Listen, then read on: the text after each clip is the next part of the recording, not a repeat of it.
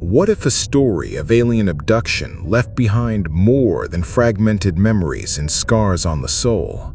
What if it left physical proof, something that could be touched, seen under a microscope, analyzed in a forensic lab, something that would challenge the very foundations of our biology? Most accounts of close encounters exist on the border between reality and perception, relying solely on the witness's credibility. But the case we are investigating today breaks that barrier. It takes us from the darkness of a bedroom, paralyzed by fear, to the cold light of a genetics laboratory. This is the journey of Peter Khoury, an ordinary man whose life has been marked by a succession of unexplained events since childhood. But one of these encounters, a violent and bizarre confrontation, resulted in a piece of evidence so anomalous that it continues to intrigue scientists and researchers to this day. 2 strands of blonde hair that, according to DNA analysis, simply should not exist.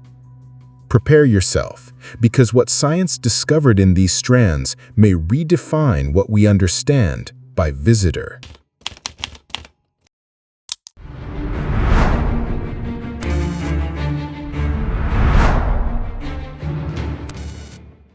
Our story begins not in Australia, but in Lebanon in 1971. Peter Khoury is just a 7-year-old boy. The day is like any other, filled with games with cousins and friends. The setting is familiar: the flat roof of a neighbor's house, a makeshift playground under the Middle Eastern sun. To get there, one obstacle: a heavy metal door with a spring system that slams it shut. Peter is the last in line. He watches the other children go through the door, and something is wrong. The door, which should require effort, seems to offer no resistance. The children pass through it as if it were a ghost, a projection of light. When his turn comes, he passes through it with the same inexplicable ease, and what he finds on the other side freezes his blood. His friends are motionless, statues, wax figures frozen mid-gesture, their eyes open, unblinking. The laughter and shouting from seconds ago have been replaced by a supernatural silence. Thinking it's a prank, a game of freeze tag, Peter tries to force them to move. He tickles them, pushes them, but there is no reaction. It's like touching mannequins. It's then, as he looks up, that he sees it. Hovering above them, so close he feels he could touch it, is a silent silver egg-shaped object about the size of a car. There are no wings, no propellers, no engine sound. Through a window, he distinguishes 2 silhouettes, tall and thin, who seem to communicate with each other before turning their gaze to the group of paralyzed children. Peter's childish mind doesn't process the absurdity. He just watches, captivated. Minutes later, the object moves behind the roof and disappears. In the next instant, reality snaps back into place. Peter and his friends are no longer on the roof. They're on the ground floor, confused, hearing the frantic screams of their parents who had been searching for them. No one except Peter remembers the object. They only have the memory of going up the stairs and then a void. For Peter, it was 10 minutes. For his parents, the children had been missing for over 2 hours. A pattern of missing time and unexplained events had just been established in the life of Peter Khoury. We jump to 1988. Peter is now a 24-year-old man, living with his family in Sydney, Australia. He has left a troubled past behind and is seeking a quiet life with his fiancée, Vivian. But the strangeness has not abandoned him. It's a calm evening. Peter and his father are watching television in the living room. His brother, Sam, asks to switch places with him, wanting to sleep on the couch, a trivial request that would become the trigger for unimaginable terror. Peter goes to his room, lies down on the bed, and the exact moment his head touches the pillow, all hell breaks loose. Something grabs his ankle. It's not a human hand. A tingling sensation, like thousands of electric needles, shoots up his leg and courses through his body in a fraction of a second. Total paralysis. His mind is screaming, but his body is a prison of flesh. He can't move a muscle, can't make a sound. Only his eyes can move, powerless witnesses to what is to come. Panic consumes him. Could this be divine punishment for his past sins? He forces his gaze to the foot of the bed. There, crouched, is a creature with dark, wrinkled skin and a face resembling a gorilla's, with empty black eyes. It wears a kind of hood. The fear becomes absolute when he realizes he is not alone with it. There are two more identical creatures in the room. Demons, he thinks. They've come for his soul. But then, with the corner of his eye, he notices other presences beside his head. He turns his eyes, and the scene changes. These are two completely different beings.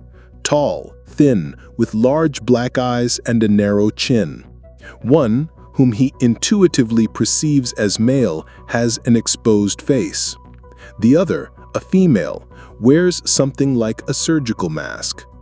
The instant his eyes meet the male being's eyes, the terror dissipates. A wave of calm and peace floods his mind, as sudden and intense as the panic from seconds before. A voice echoes in his head, soundless, a clear telepathic communication. "Don't worry, you will not be harmed. It will be like the last time." Last time, Peter thinks, confused. Before he can process it, the being raises an object, a flexible tube with what look like 3 fiber optic rods at the tip. He points it at the back of Peter's head. A touch, and everything goes black. Peter springs awake, standing beside his bed in a defensive stance. The room is empty. He runs to the living room and finds his father and brother sleeping so deeply they seem sedated. It takes a desperate effort to wake them. They are disoriented, confused. Sam, his brother, says he felt switched off.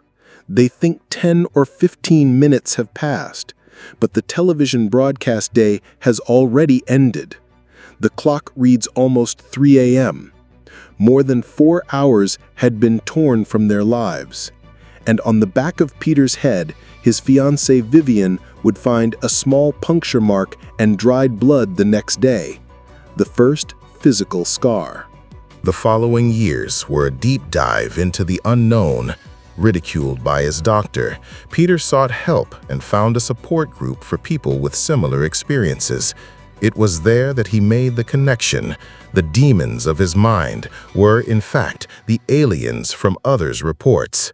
Reading the book, Communion by Whitley Strieber was like finding a map to his own personal hell, giving him a context for the bizarre tapestry of his life.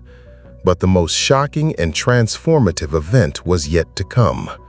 In 1992, Peter was recovering at home from a work-related injury. He noticed a strange phenomenon.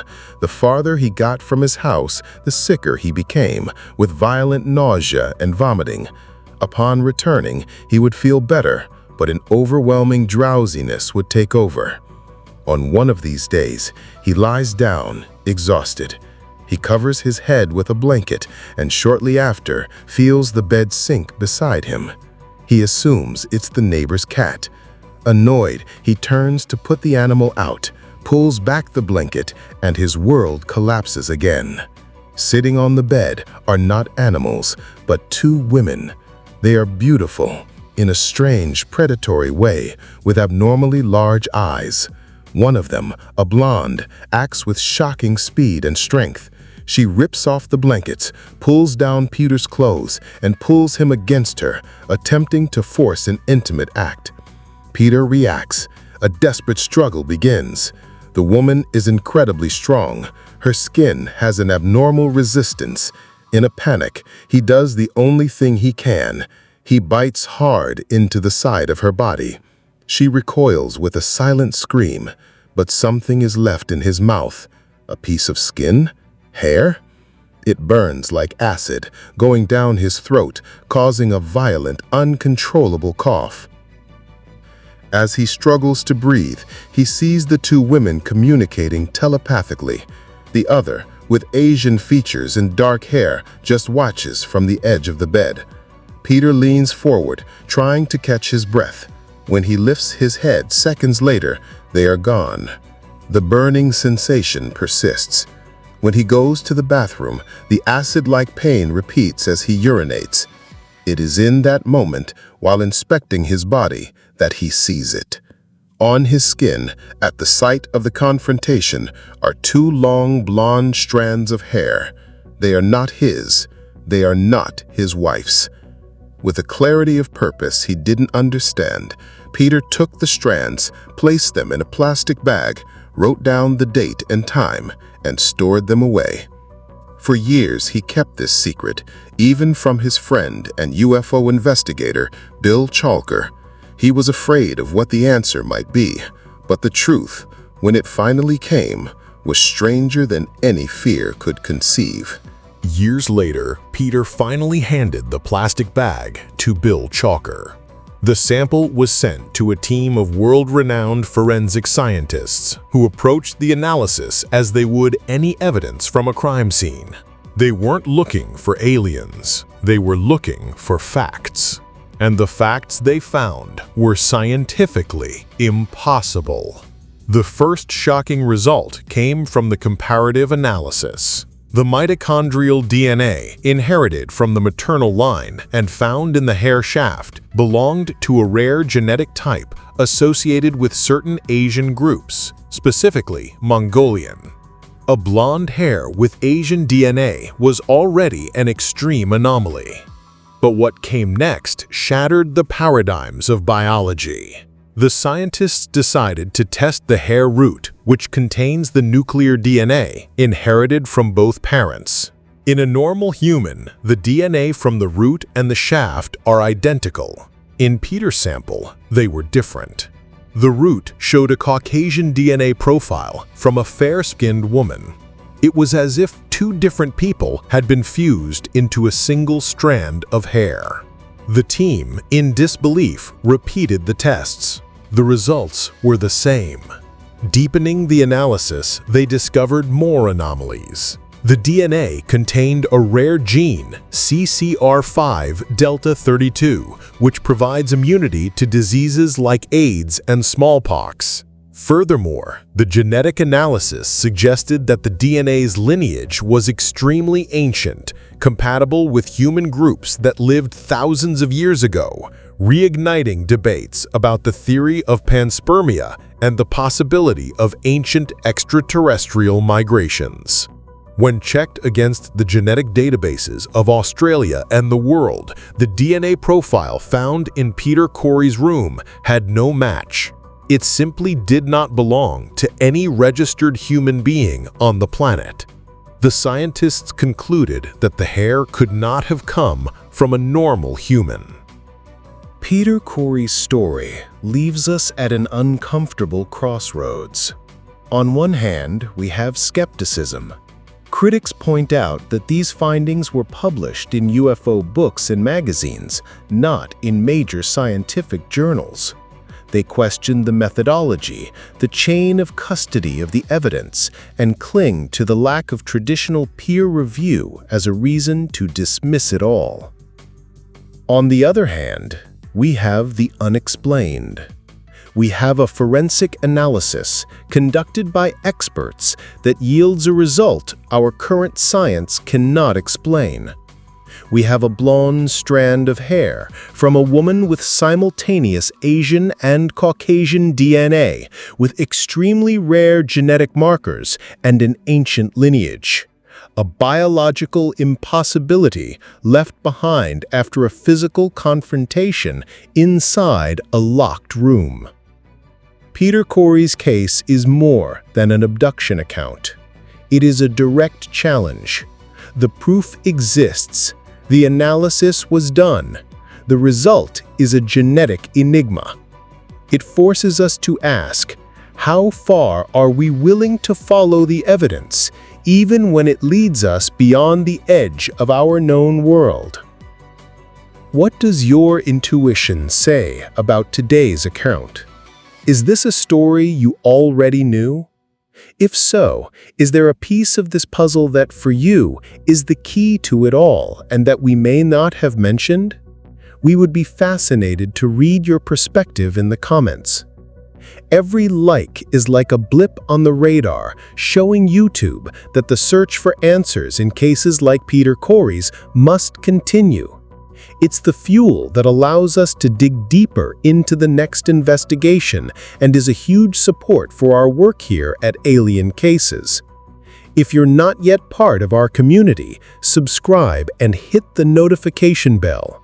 The next piece of evidence could be just a click away.